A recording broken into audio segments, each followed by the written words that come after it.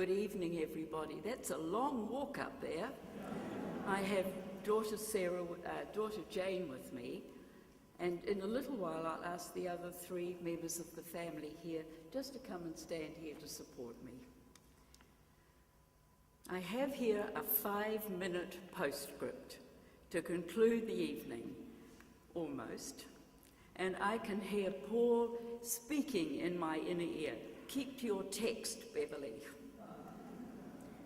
Exactly this date last year, give or take an hour or so, all my immediate family, minus the 2 littlest grandchildren, were in Holy Sepulchre, surrounding Paul on the last night of that wonderful tangi.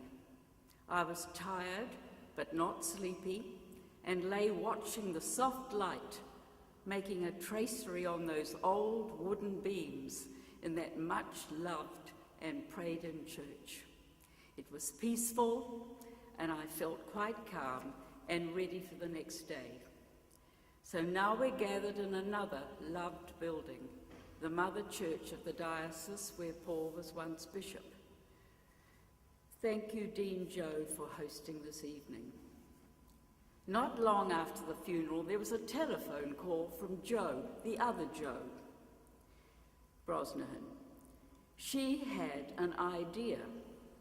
How about a lecture series named in Paul's memory? How did I feel about that? Without a moment's hesitation, I said yes. And because she had not waited a long time, some would say a decent interval, it was like a beacon in a very bleak time.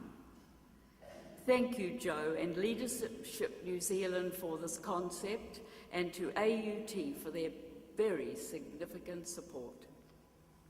Paul loved AUT right up to the end, and really would have liked another year as Chancellor so he could go out with a flourish at 80. It was not to be. He didn't retire, and he didn't grow old in his mind. Of course, having had the idea, Jo had to find a really good key speaker, and we'd been treated to a wonderful vision of how New Zealand could be, using, hopefully, the energy of young people, well led and encouraged. Thank you, Dame Anne, for that vision and the way forward. I had forgotten a bit about how youthful energy feels until I walked into a hall at Wellington College during Maori Language Week just recently, when 1,000 young men were crammed into a senior assembly. I spoke briefly, gave for their use feather cloak, and handed out the first 15 caps. How about that for an old lady? But I was thinking all the time, probably Paul should have been doing that.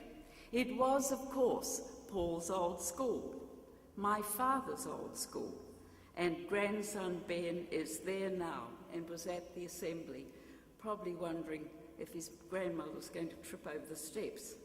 But I've got away from the text.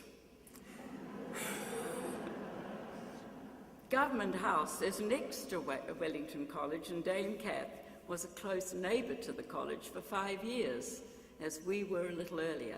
Thank you for being here, Dame Kath, and for your words. I think I walked past you a while back without noticing you were there. Sorry. Governors General don't have many colleagues, so her words were very special.